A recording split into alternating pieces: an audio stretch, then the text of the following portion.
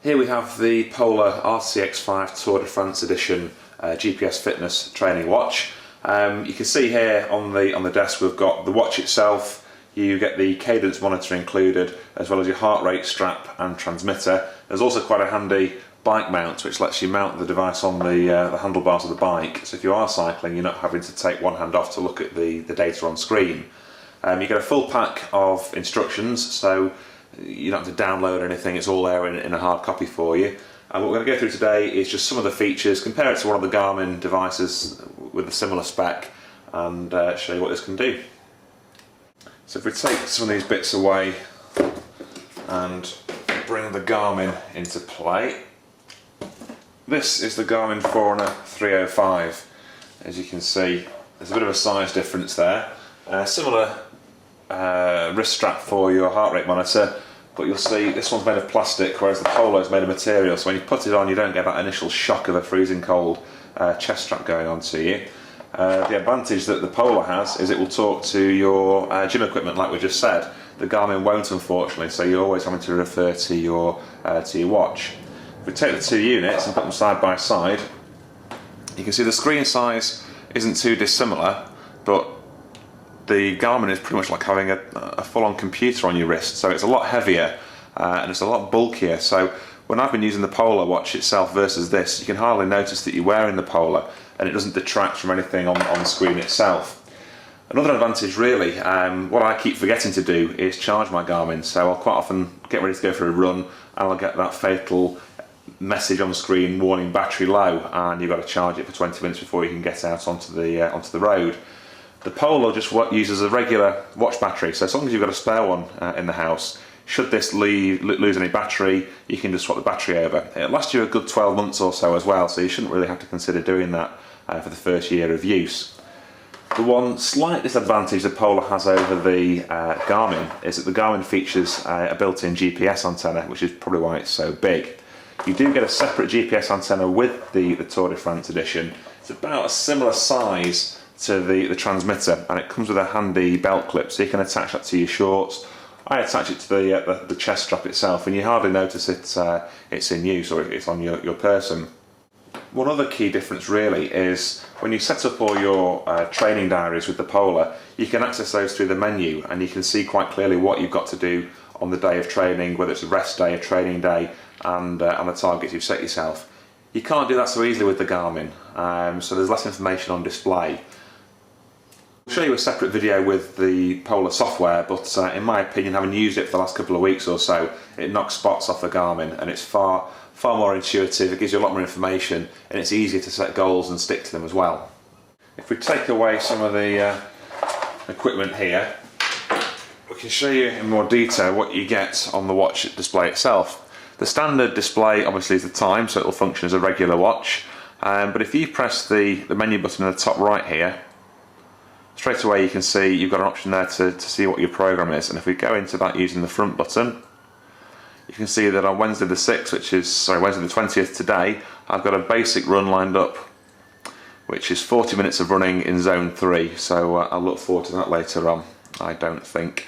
And then you can see on the 24th I've got a long run, an hour and 25, we'll scroll down. It's 45 minutes in zone 2 and 25 minutes in zone 3, so I know this is a bit about building up my ability to oxidise oxygen, but more about that later, it's a bit technical really.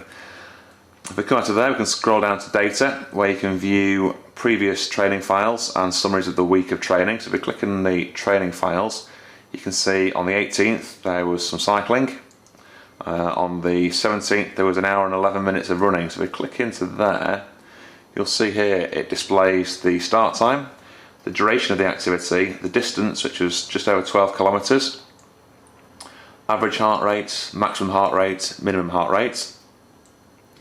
Burnt just over 12,000 calories, and 11% of that was fat. There's an average pace, maximum pace, and it shows you your running index as well. If you scroll on further, you can see that the majority of that was in training zone 4, and you've got any lap times that you did if you're doing laps. A lot of information. It's quite good to have that just as you finish your run without having to plug into the computer and download everything. You can see it right there and then. If you press the bottom left button to go back, can see a week summary. So this week, if we go in, there's been 53 minutes of activity, no kilometres because that was training indoors, just over 500 calories burnt, and the majority of that in zone 2. If we go back again, you can see various other summaries as well, or you can delete files that you don't want, reset this week, or the trip. You can see in total, since we've had the watch, there's been 17 kilometres run and cycled, but we don't want to reset those, we want to keep those running. Go out again, scroll down to settings. Oops. Go back in again, my fault, wrong button. Scroll down to settings, the front button selects.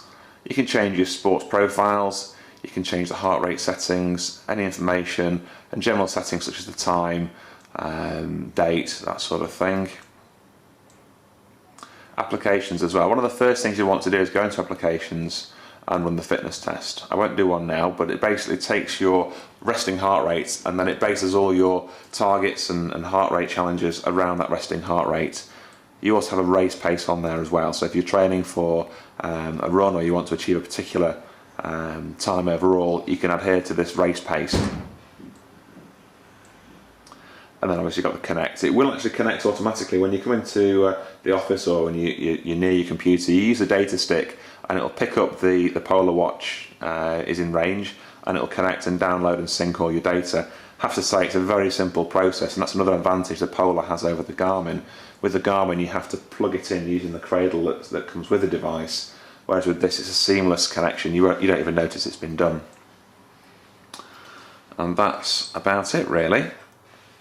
Now in terms of when you're on the road running away or cycling away, this is actually what you'll see. So if you press the front button here to say you want to start activity, it will ask you what you're doing. So if you're choosing the bike, swimming, another sport, so sometimes if you want to wear it while you're playing squash or you're indoors, you can do, and running. Now you can see here's a little tick on screen to show you've picked up the heart rate monitor, and the flashing icon there means it's not picked up GPS because we are indoors, so it's not going to pick up any GPS. So if I select running, you can see quite clearly the recording has started. On screen you've got the time, the heart rate zone that you're going to be travelling in, the kilometres, and a pace on there as well. Let's scroll down, you can see a second training page. Check GPS sensor because it's not on. You've got an average heart rate, current heart rate, all displayed as percentages of maximum heart rates. You can change this as well to suit you, and you have a whole series of training pages to run through as well. Now, one of the handy features that I've used quite a lot really, if you want to access a particular piece of data as you're running, it's not always easy to search for the right button and press, but with the Polar, if I can try and show you this, I'm wearing the heart rate monitor now. If I move the watch to the heart rate monitor, it switches the training view without me pressing a button. So as you're running, move it close to your chest and you move on to the next page. Now you can change that so that it activates the light if you're running in the dark, any other feature on there you like. It's just a handy quick reference point. So all in all, to summarise, I mean there really is no competition between the Polar and the Garmin. The Garmin are great, you know, they do pretty much every kind of GPS you can imagine, but Polar really are the specialists when it comes to fitness GPS, and at SatNav Warehouse we wouldn't recommend anything else, and this is certainly our fitness computer of choice.